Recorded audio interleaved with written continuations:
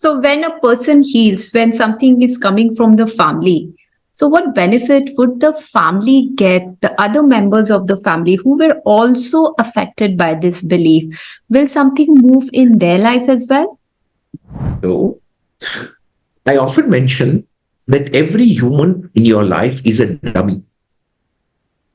They are all Katputlis, as they say, puppets. And they are all behaving in a way in which you want them to behave.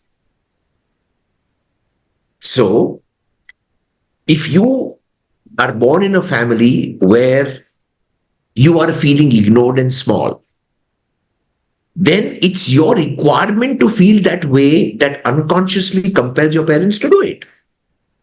Now, when you heal, what will happen? That means you have finished your drama, you have finished your movie of feeling small or feeling ignored.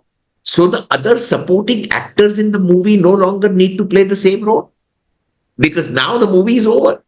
So if you don't have a requirement to feel ignored or small, they don't have the compulsion to make you feel that way. So their behavior changes, which is why Mahatma Gandhi said, become the change you wish to see.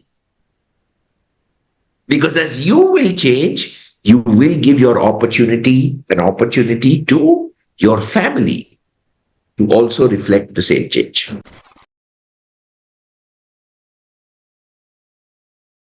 Today we have none other than the celebrated therapist Yuvraj Kapadia as our guest. He is so famous that you would have to wait for years to get one personal therapy session from him. And I am quite lucky. I got lucky to have him as a guest, and he has had a profound impact on my personal healing journey. So today's topic would be how the healing works and in the alternative space, and when should we heal, and how should we heal, all about knowing all about healing. And he's an expert in it, having more than 2 decades of experience working through thousands and thousands of people and students. So let's dive into it and let's collect the golden nuggets of his experience in this podcast. A warm welcome to Yuvraj Kapadia in today's podcast. Thank you, Manjari, for your invite. And this is both a pleasure and an honor to be hosted by you. And I trust that the next 1 hour will be fruitful for you, fruitful for me, and even more important, extremely fruitful, informative, and maybe enlightening for the people who will eventually listen to this. For the audience, Yuvraj is a world-renowned therapist and is the founder director of the Hypnotherapy Institute, ECA.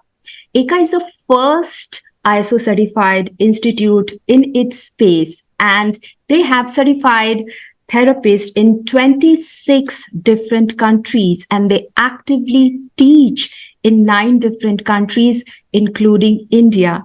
Now we go back and hear directly from Yuvraj about his healing journey and what exactly healing is about, and how can alternate healing support and help us.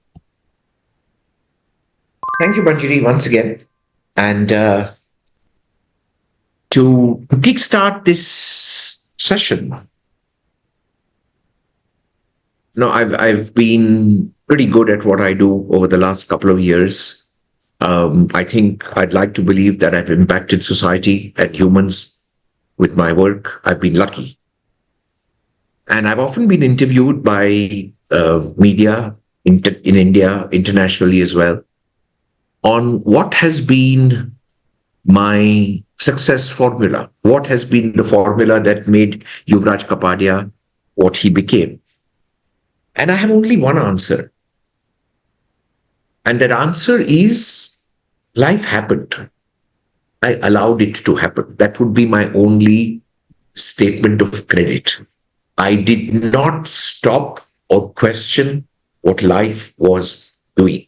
So there is a very common proverb that says, that life is happening when we are busy making plans for it. So I used to be a stock analyst and a stock trader and a stock broker about 35 years back. And that's as far removed from hypnotherapy as chalk and cheese. And your next obvious question should be, what is a stockbroker or a technical analyst or a stock trader doing in the world of mind sciences? But like as I said, life has a plan. There's no human on this planet who doesn't have a plan. And life in its own way is constantly guiding you towards that plan. Sometimes that happens with pleasure. A majority of the times it happens with pain. But it brings you to where you're meant to go. And so, long story short, in 1993, when the Indian stock markets went through their first major crisis with the whole Harshad Mehta fiasco and, SEBI stepping in, banning Badla, I got financially almost razed to the ground. I lost money, the kind, I didn't even know how many zeros there were in a couple of crores. And we're talking 35 years back, which for a professional from upwardly middle class family, we're a family of doctors and engineers, nobody was into business. This was a very, very big shocker. And I personally have a gold medal in financial management. So it was very, very illogical for me to ever conceptualize that I could get stuck with something as dark and vicious as this. And that was actually my beginning journey, because now you've lost a lot of money, you owe money to people. There are court cases. In my case, there was a supari put on my head. I've gone through an assassination attempt. So a very typical Hindi movie potboiler story, which has all the elements of drama in it. And I'm constantly questioning why. Like what? Like as I said, life is going to play its googly. And this googly lasted for nearly 8 years, in which every attempt I tried to finish my life, disappear, the universe was somehow wanting to keep me alive. So I experienced many miracles, many.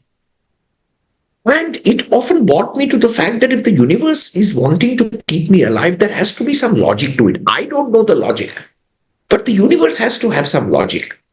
And then, sure enough, after 8 years of wilderness, not knowing how my house will run the next day, I had 8 people in the house, nobody's earning money, it's all gone. And in that condition, we survived for nearly 8 years. And then one fine day, somebody suggested, why don't you try to meditate?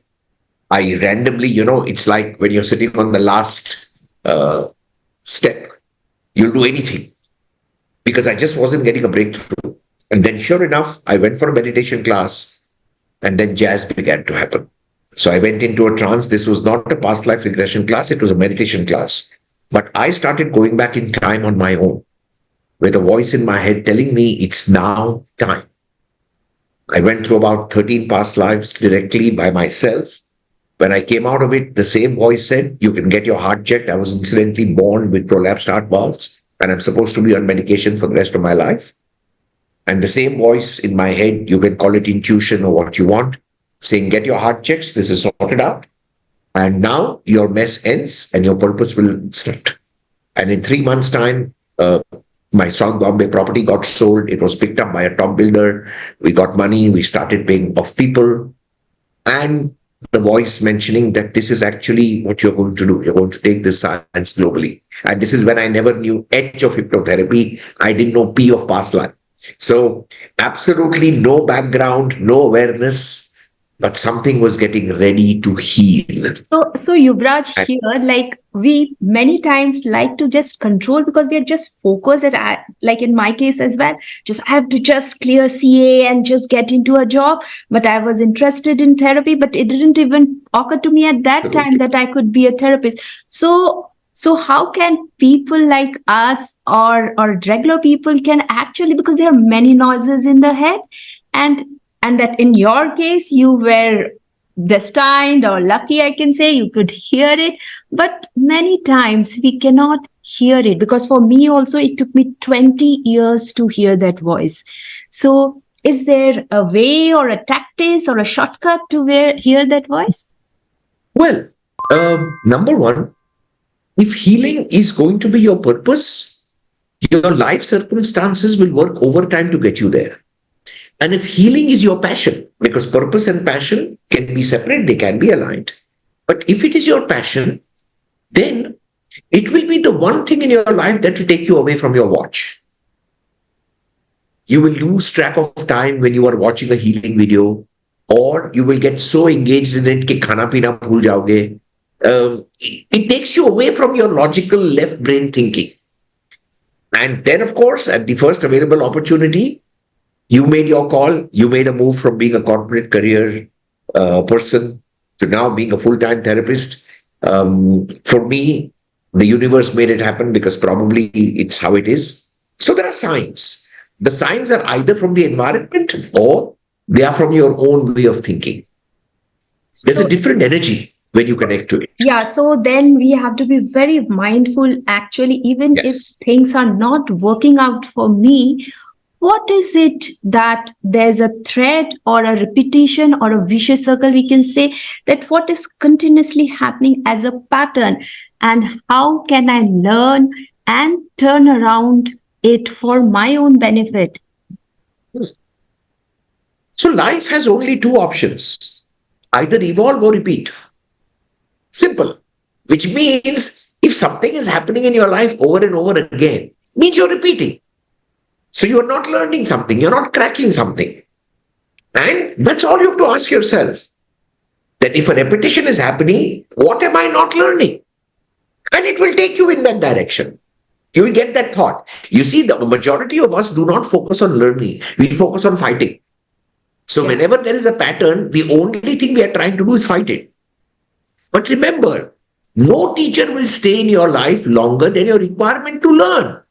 So instead of being a Buddha student who is fighting that exam paper, constantly saying, fight, fight, fight, why don't we just focus on what is missing here? Because life is not meant to be difficult. Life is meant to be easy. Remember, what keeps you alive is breathing. Breathing is easy. So life cannot be difficult. So if it is difficult, you're not learning something. Go for that. And the easiest way to go for learning is very simple. Only one question to ask yourself. What will it take for me to be at peace in this moment? Khalas. Okay. The moment you will understand that, your biggest door to healing will start.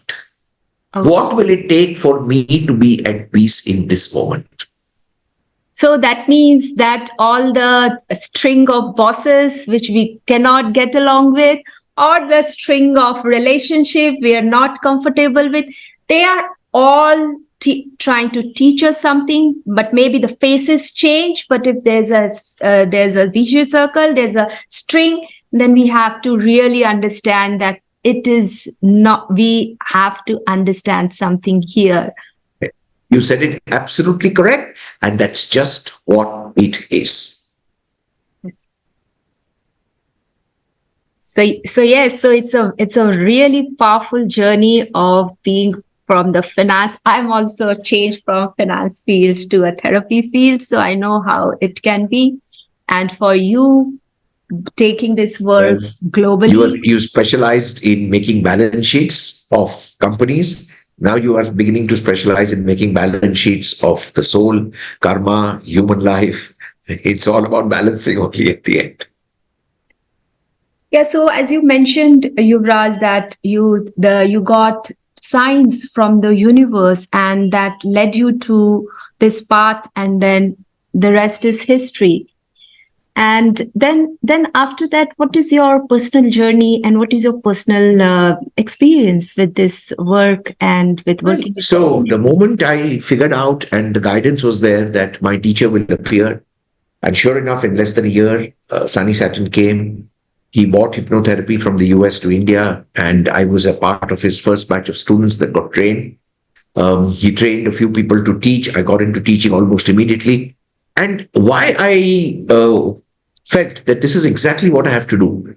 Because like I said, when you are on life track, when you are on life purpose, the universe will give you signs. It will give you signals. Today, one of the major challenges for therapists is getting clients. or getting students. They all want to do good work. They want to heal people. They want to teach people. But they find marketing or getting people not easy.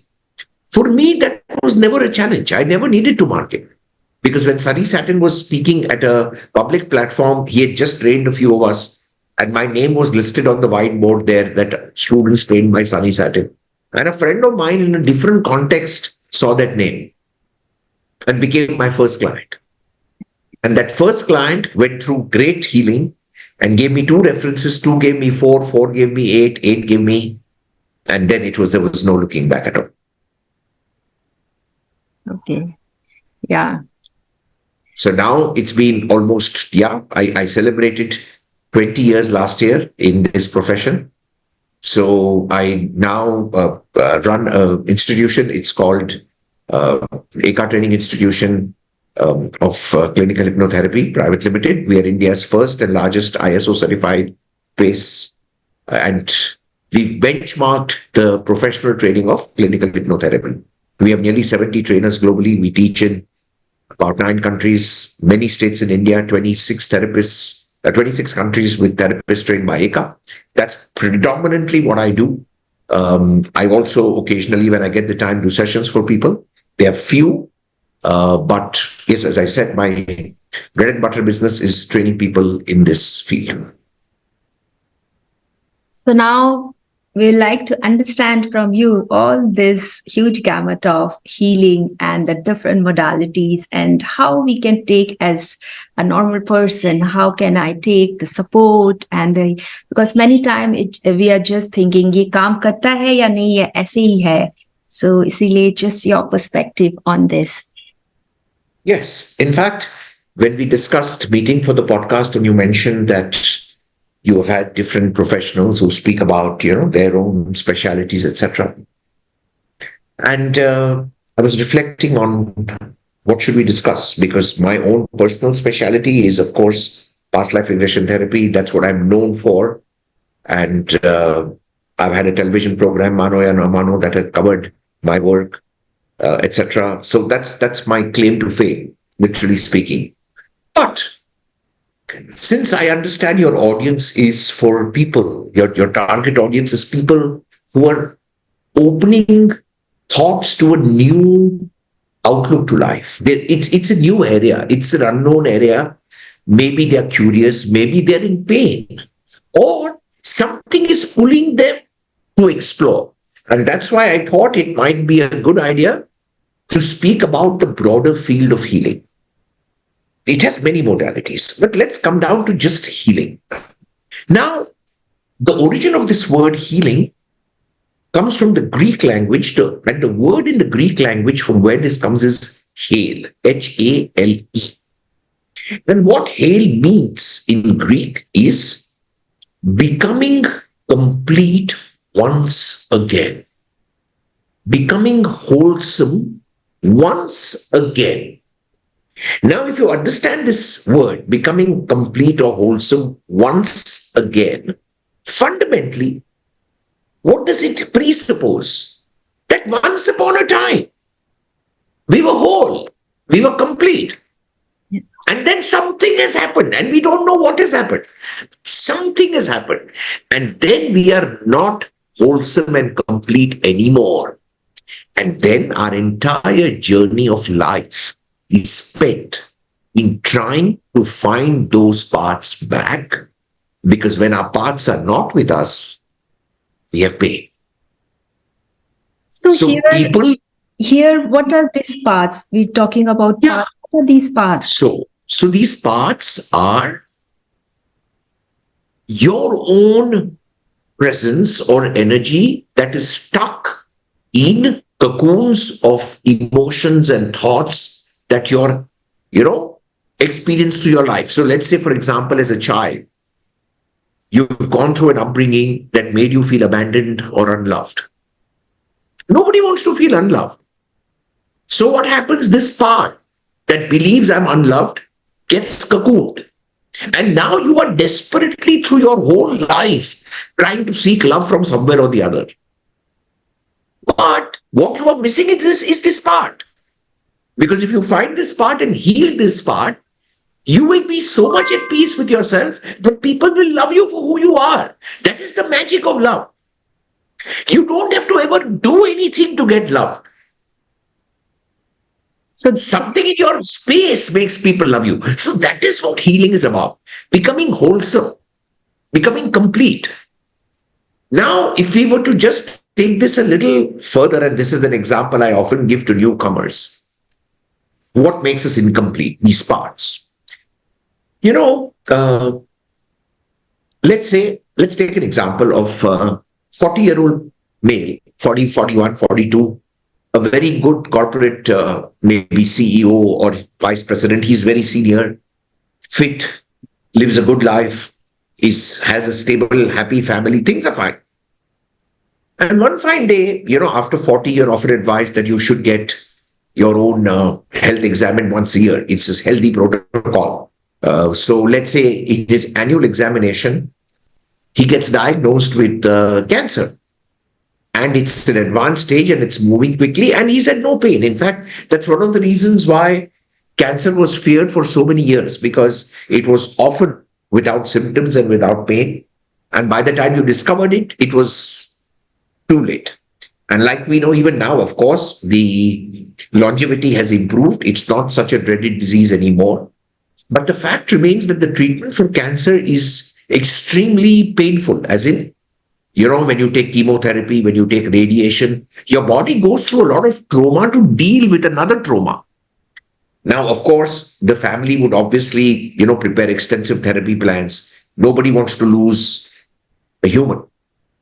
Doctors will say, let's do chemotherapy, let's do this surgery. But this person is a very pragmatic, philosophical, happy guy. He sits back and thinks, no matter what I do, I'm not going to leave this planet alive. No matter what I do. So even if this cancer were to disappear, at some point of time, I'll have to die. Maybe this is the universe signal telling me that I've lived my life. I've lived really well. But maybe this is going to be time to go. So why am I fighting it? So what does he do? He stays off all medication, maybe takes homeopathy or naturopathy, nothing invasive. Gives instructions that if ever I get pain, give me some painkiller, morphine, lives. Will this person come for any kind of healing? No. Why not? Because he himself feels very complete, even though there is cancer. So people only seek healing when they are not at peace with their behavior. So this is the first thing for everybody listening to podcasts to understand. Healing is not about correcting other people or assuming that your situation in life is just not about that. Because those things are outside your control. You cannot control what your boss will do. You cannot control that the economy is going through a slump and so your product is not selling. You can't control that because these factors are bigger than you. What can you control?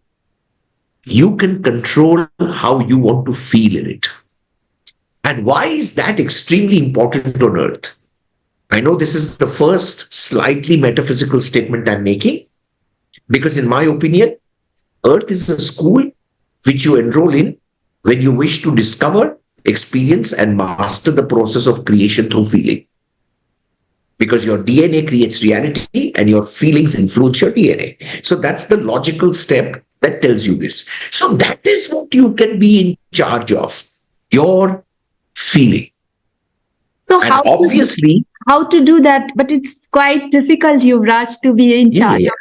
So that's going to be my take-home tip when we finish, because you requested me for any one modality, and that's exactly what I'm going to explain at the end to all your viewers and listeners about what can they do to crack this. Because the moment you get a boss that makes you feel small, your feeling of being small is what makes your boss behave that way. I know it's very difficult to digest this, but believe me, that's how the loop works. So you're not at peace eventually with your behavior, and that's because of your feeling. So at the end of it, you will finally come down to understanding that the only time we seek healing is because we are not at peace with our behavior. And this opens the entire door to psychology. Okay. So, So, out of all the predominant sciences that we talk about, psychology became the first science that indicated that the human is not only a body machine, it's not only a hardware. There's much more to this body, and that's where the entire field of the mind comes up, the field of psychology comes up, field of behavior comes up. Why do we behave the way we do? And over the last 200 years, that's exactly what psychology has been, researching and counseling people, getting them on their track. Hypnotherapy, of course, is a specialized branch or a more focused approach to psychology, but it all comes down to our behavior. So, if this is clear that it's all about our behavior, then we go down to why do we behave the way we do? Now, I'm going to quote a very, very weird example. So, Sigmund Freud founded psychology in 1850, 60. Many people came after that into this field. Carl Jung became very, very popular and famous. You had Adler, you had many people who started to contribute to this whole study of behavior. Sigmund Freud, of course, hypothesized that there is a huge unconscious mind which we do not know about, which also guides our behavior. Now, in the 1950s, there were two psychologists by the name of Theodore Lintz and Murray Bowen who were studying the behavior of schizophrenics. Like we know, schizophrenia for many, many years was considered to be a very, very dreaded mind disease, and typically in loose parlance, what people will call as pagal hai. And unfortunately, that was a big stigma because if you got diagnosed with schizophrenia, the only option was to get admitted into a mental asylum or a pagal khana. Nowadays, of course, in the last 10, 15 years, enough advancement has happened in the treatment of schizophrenia, where now, if you have somebody in the family who's going through this, there are medicines and there are techniques by which the person can be managed at home. But that was not the case 20, 30 years back. So these two people were studying behavior of schizophrenics in a mental asylum. And they observed something very funny, which was that if a schizophrenic got admitted in the asylum and got treated for, say, 2 or 3 years, and then, doctors will give you a certificate saying that you are now good to go back to society. You're discharged. They started to observe that when schizophrenic came back home, the symptoms of schizophrenia started to reappear after 2 or 3 months.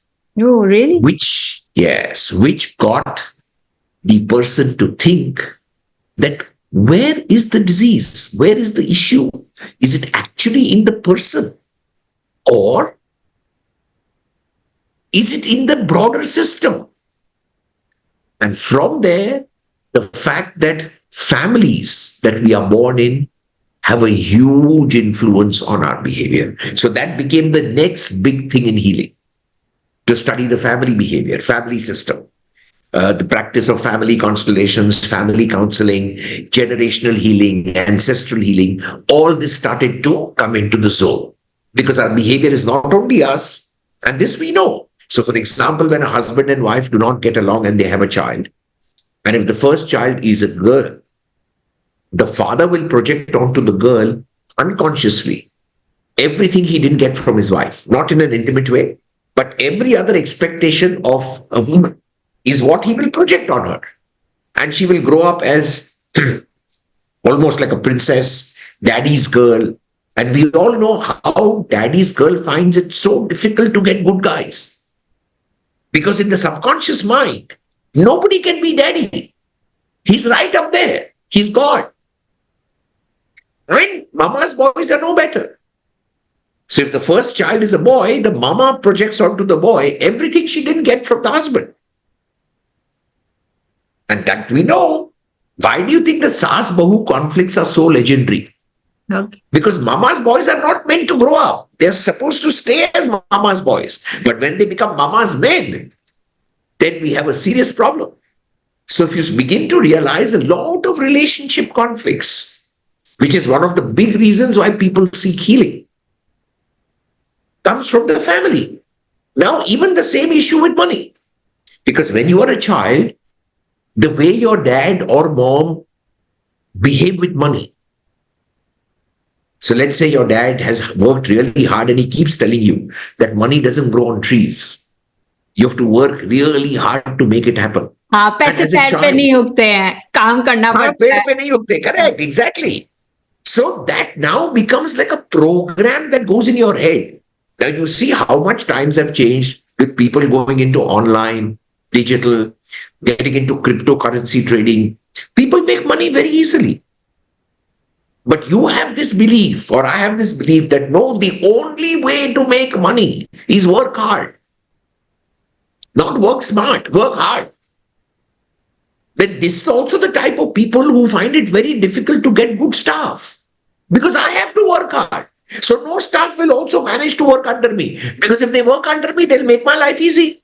But if my life becomes easy, I can't earn money. Because my dad has told me as a child, the only way to make money is by working hard. So no staff will stay. So when we grow up, these beliefs that have come from our upbringing play a very, very important role. So our first layer of healing when we heal is to start working with younger parts of ourselves that are stuck in the family system. And that's typically where you go into inner child healing or working with family constellations or the broader matrix of the family. So when a person heals, when something is coming from the family, so what benefit would the family get, the other members of the family who were also affected by this belief? Will something move in their life as well? So I often mention that every human in your life is a dummy. They are all Katputlis, as they say, puppets. And they are all behaving in a way in which you want them to behave. So, if you are born in a family where you are feeling ignored and small, then it's your requirement to feel that way that unconsciously compels your parents to do it. Now, when you heal, what will happen? That means you have finished your drama, you have finished your movie of feeling small or feeling ignored. So the other supporting actors in the movie no longer need to play the same role because now the movie is over. So if you don't have a requirement to feel ignored or small, they don't have the compulsion to make you feel that way. So their behavior changes, which is why Mahatma Gandhi said, become the change you wish to see. Because as you will change, you will give an opportunity to your family to also reflect the same change. So a lot of then shift when there's a shift within us, then there's a lot of shift in the environment and the people in the environment, and then a larger shift in the life in our life, because then it's a vicious circle. Absolutely correct. Mm-hmm. Now, if you take this one step deeper, that if our family plays such a huge role in our healing or our behavior, why are we choosing the family? Logic. Why? Why are we all not queuing to be born to Queen Elizabeth?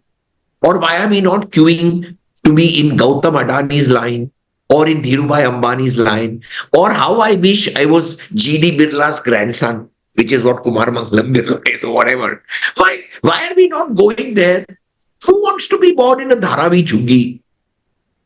So are we actually thinking that, God is sitting up there and playing Russian roulette with everybody? or he's taking your atma, putting it on the spinning wheel and say, "Acha, ghumao ball ko," like a casino, and she should go down there and become Manjari Agarwal in this. How? So obviously, if that is not the case, because that would be too random, then we slowly step one line beyond. Why am I selecting this lineage? Why this family? And from there, of course, since you and I are both in India, but the audience that might be listening to you is pretty global. So this is where you can make a logical jump to the concept of past lives, destiny, and karma, which means you select the family in which you're born because there is a karma that you have to finish. There's some energy exchange. Something has been left incomplete. You need to complete that. And completing that will make you select that particular family. So it's very strange, but most of the most vital relationships in your life, starting from your mother, your father, child, your partner, your best friends, and your boss, are all a part of this karmic drama. So you select them to play those roles based on what is incomplete from the past, so that with love and understanding, you can close this correctly. But why do we fail? Because we appoint them to play a role for us to love and accept correctly, but the moment they behave badly, we go back to the original feeling of pain. And the more you go into that same feeling of pain, the more your DNA now creates the same reality, which is exactly the pattern that you spoke about half an hour back. So why do people then come for healing? Because they see the pattern. They don't realize that it is their emotion that's created the pattern. Now they want to heal. Yeah, because many of my clients would call and say that it's not them, but their husbands or their in-laws need healing, Exactly. and not them. Perfect. So, So if this message reaches out to all these people, that please understand that every person is only a puppet. You have to figure out what you are feeling, and that's what you have to correct. And that's the magic of healing. And this is where then people start to go into past life work, regression work, etc., to figure out what is it that made me select this mother, or what is it that made me select this father. so can we say that awareness and acceptance, these are very big and crucial pillars of healing ourselves? 100% Manjari. Awareness and acceptance are two very, very powerful projections of mindfulness. So when you are absolutely mindful, what happens? You are aware. And if you are aware, then common sense tells you that nothing in this world happens without divine consent. So who are you to challenge it? There is a logic to it. Yes, what you can do is work with your feeling of pain. What is happening is not illogical. You can't see the logic. That is your problem. But universe is smart. And that's why we see a lot of conflicts with people who are very close to us. We have the love, but then we also have the conflict. So both the love and conflict, they stay there. And the most important people in our life, they at times we have conflict with them as them only. Absolutely correct. Which is what happens. Yeah. So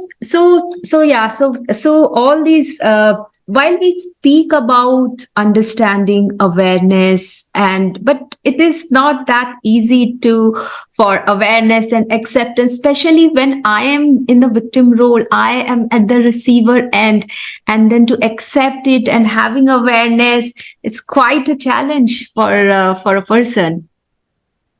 Which is why Manjari, healing is never a destination, it's a journey. It's always a journey. And that journey first involves you dealing with pain. Because when you are in pain, you cannot go for the logic of pain. You have to remove the pain first. That's where energy work, breath work, whatever you do to not get emotionally upset. Once you start to work at that level, then slowly you calm down. Once your mind calms down, then you focus on the learning. Remember, I told you the mistake. You keep repeating the pattern because you're not learning. But you can't go for the learning when you're in the grip of the emotion. So first, master your emotion. Feel it.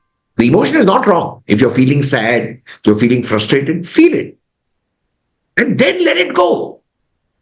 Either do something physically different, use breath work, because your breathing is very related to your feeling. And the moment your mind becomes quiet, check, what am I missing here? What do I need to learn? What will it take for me to be at peace in the moment? And that's the next door of healing. So it is difficult. I agree.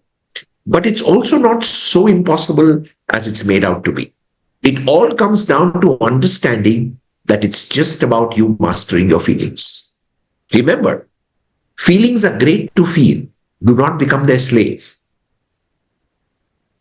Yes, and so we need to know it, and we have to be encouraged.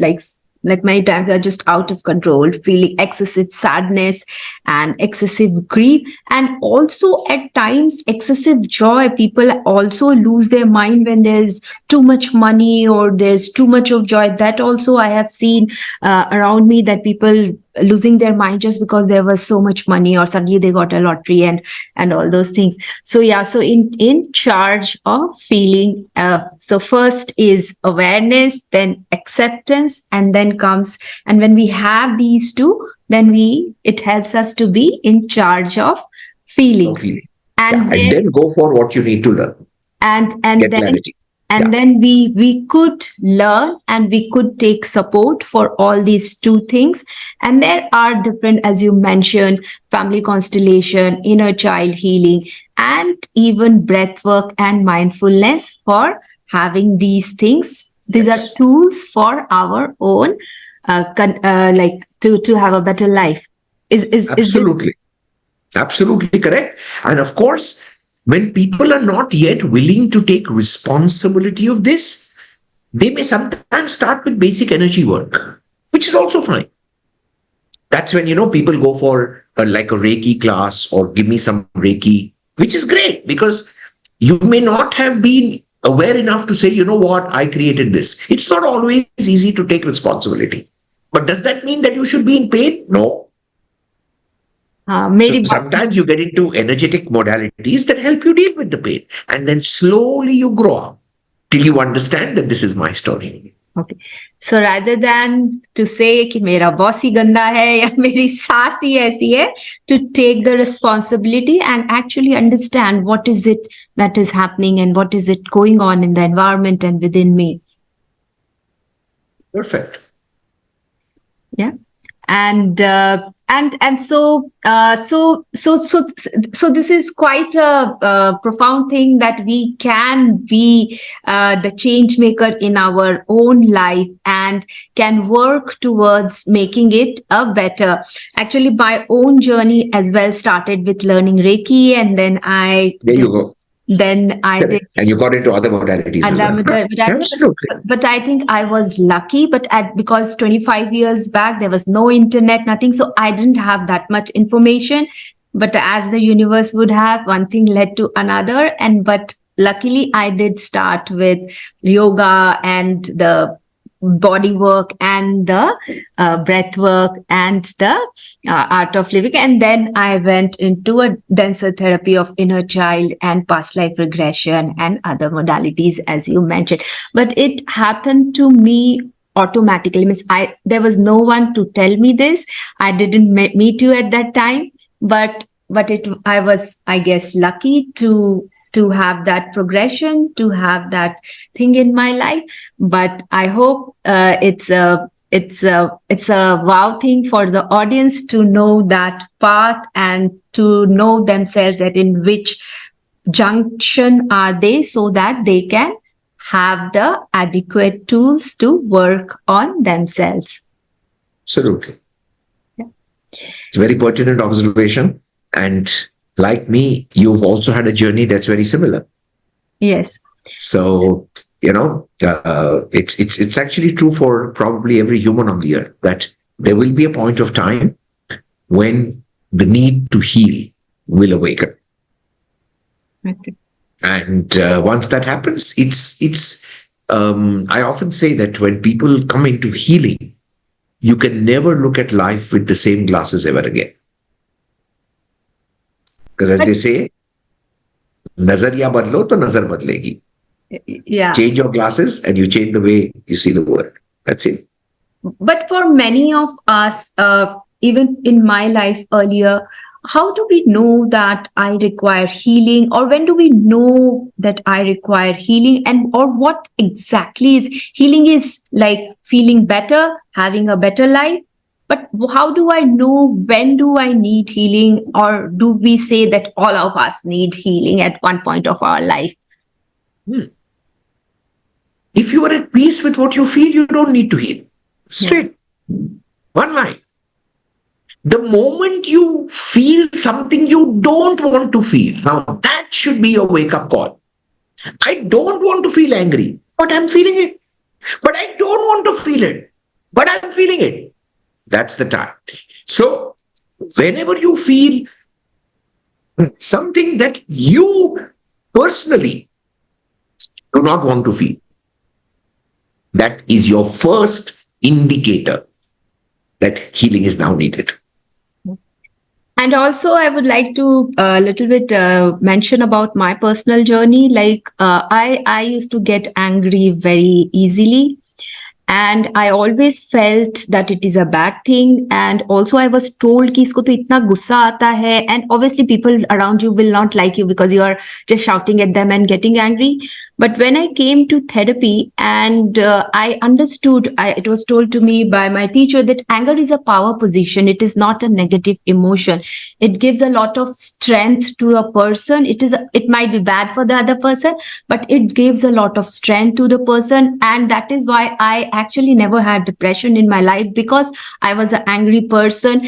And when I saw the positive side of anger and there was acceptance of anger, then actually now I don't get angry that often, because as you always mention, there's a positive and a negative side of everything, but it is up to us that whether we choose, or at that moment of time, in my awareness, whether I'm seeing at the positive side or the negative. So for anger, I have done many therapies, but it didn't subside. But just the understanding and Changing the awareness, perception of it. yeah, that Correct. anger too has had a positive, and it saved me from falling into depression. That itself was enough for me to release that excessive anger. Absolutely. Perfect. So yes, Yuvraj, what are the other modalities or the or healing processes you have found profound in your 2 decades of experience? No healing modality is better or worse. Healing modalities exist because they serve a certain frequency of consciousness.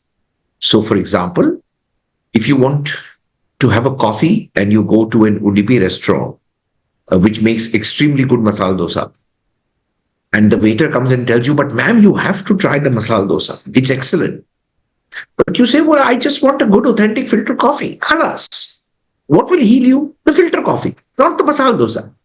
So, different modalities exist because they work at different levels of awareness. Now, you have a physical body issue. For that, sometimes you need a physical intervention, which is why what the doctors do is great. So the objective of this talk is not to say that the allopathic world is incorrect. It's not. But it's approaching the problem from a physical level, which should be approached at a physical level. Sometimes when your issues are at an energy level, your chakras are blocked, your meridians are blocked, then taking a Panadol or taking an antibiotic or taking a painkiller will not remove that block. That's when you use energetic modalities. So you may use Reiki, you may use acupuncture, you may use acupressure, you may use magnetotherapy, you can use Sujog, you can use pranic healing, which are all modalities that enter at energy block level and clear the energy. And sometimes The disease is in the form of emotions that you cannot handle. In which case you might want to do breath work, you might want to do EFT or EMT, EMDR, all modalities that are involved in managing emotions and rewiring your neural pathway with feelings. And sometimes the problem is at the level of your thought. You think negative patterns, chronic patterns of negative thinking. Then you need therapies that will work at the level of thought to trace it back. From where are these thoughts coming? And that's where you will go into inner child work, hypnotherapy, past life regression therapy, etc. So every modality exists because it's working at some level. Yeah. So it's crucial for us to know that at what level of Correct. feeling or life we are in, and then opt for the adequate modality for our own benefit or healing, we can say. So, Yeah. So, Yuvraj, how is it that the karma, like we say, like as Hindus and Indians, we talk about karma, and you also mentioned that there are many predestined events in our life, and we only choose our family, and they're just playing a part. Then, to what extent can a healing help, or is it that I am predestined even for a healing to reach me or to influence me in my life? Is it also predestined event, or how does this balance of my personal effort into healing me as well as the karma, how does this balance happens in our life? sure. So when you are going through karma, not all karma is a mathematical equation of time and impact. There are some karmic files where if you learn, the karma ends. There are some karmic files where you physically need to go through some situations for a period of time. There are different types of karmas. Now,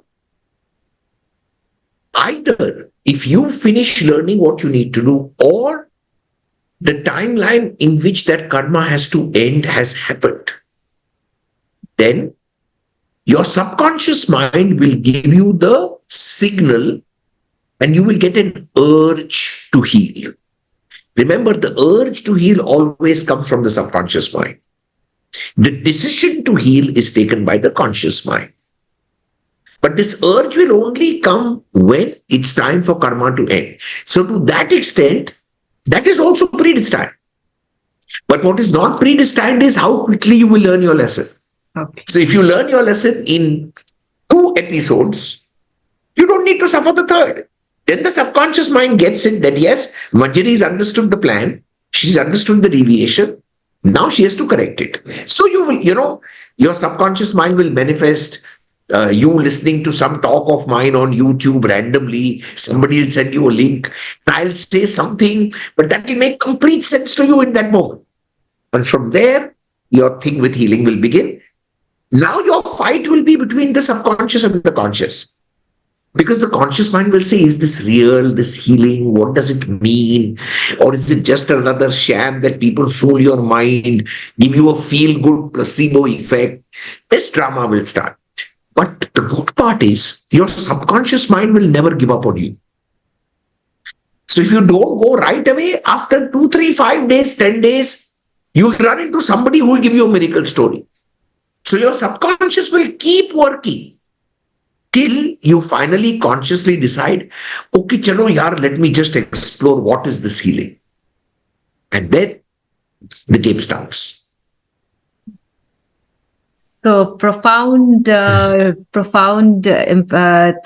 Yuvraj. I have been your student for last 3 years. Even after that, I got many important nuggets today. I have heard you hundreds of times, and I have searched for any content available, audio or video, across platforms to just hear you. But still, I got a lot of new inputs from your side in today's podcast. The biggest input was that progression of working with the energy and recognizing what it is that we need to work at a particular time, and not all size fits every time. So we don't just rush into a past life regression for Yes, everything, or exactly. we don't rush to a inner child for whatever. Exactly. So we Correct. know we have to be knowing that what is our state at that particular time, and then what to do and which modality to use.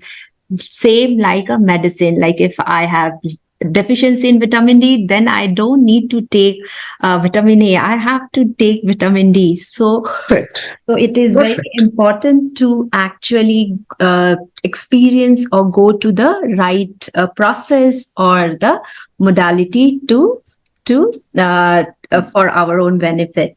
So Absolutely. this is my biggest takeaway from today's talk with you.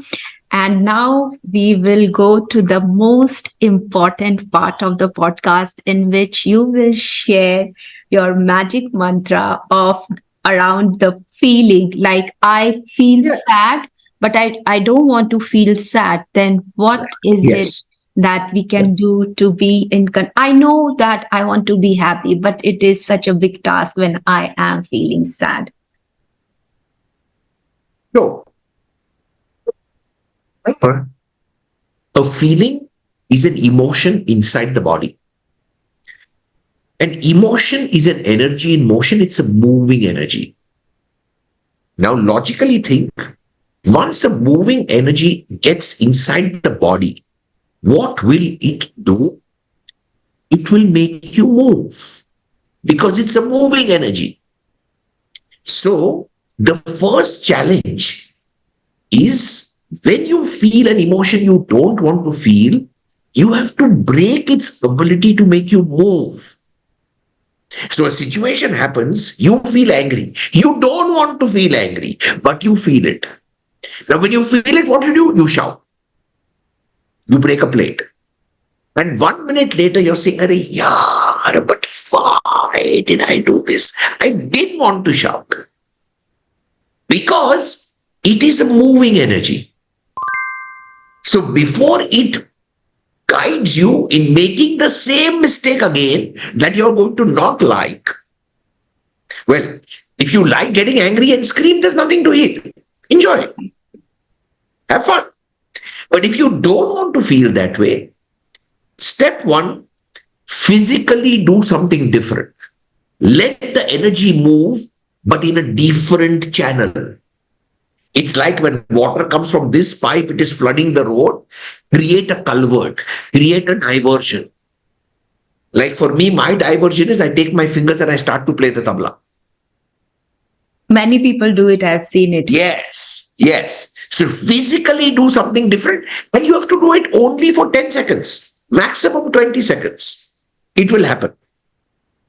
Once that happens, change your breath work. Breathe in through the nose as deep as you can and gently breathe out through the mouth as if you're blowing air into a balloon. Again, maximum 2 minutes. My formulas are easy. So in both these things put together, maximum to maximum 3 minutes lagega. But you will become the Buddha after 3 minutes. Zen. Your body will be calm. Your mind will be clear. Now the real work starts. So, what will it take for me to be at peace in this moment? That is your learning, acceptance, I have to, whatever it is, that's different. But these 3 minutes, if you master, you will sow the seeds for breaking your patterns. Excellent advice, Yuvraj. I myself have tried it and it really works. And also, in breathwork, we all learn that the quality of your life depends on the quality of our breath. Because when we are angry, we breathe differently, and when we are happy, we breathe differently. But when angry but we start breathing as if I am happy, then those emotions and those feelings will come in. 100%. And that's why you also spoke about breath work as a process of healing, because then it changes the feeling and what happens in our body and mind. And also the tabla technique. Yeah. So all emotions are stored in the body. And when we work with the body, then we do break the pattern. And now a lot of Sure. research is being done on the somatic work and body movement therapy and all, because all emotions are stored in the body. And actually, in my personal journey, my first love is meditation, but I did come to therapy because I found that many people, because I started working with friends and family, and people were not able to meditate because there was a lot of unprocessed emotions in their space, and then it would pull their mind and attention to those events and those emotions. And that is what made me come into therapy, because once we are able to process the emotions, then we are able to have some amount of, you also spoke in the West, some amount of peace, and then I am able to Absolutely. sit in meditation and then get the benefits or other benefits of the meditation. So, Correct. thank you, Yuvraj, for your precious time today. In conclusion, something for the audience and for me as well from your side. Right. So always remember it's your life. You came alone, you'll go by yourself, which means make it count and understand that happiness is not a choice. It's the only way to be. If you master that, you'll get what you want. If you think getting what you want will make you happy, you're running in the wrong direction. Focus on that. Wake up with a happy thought, connect to a happy thought while eating food, sleep with a happy thought. Life will start to become happy. That's it.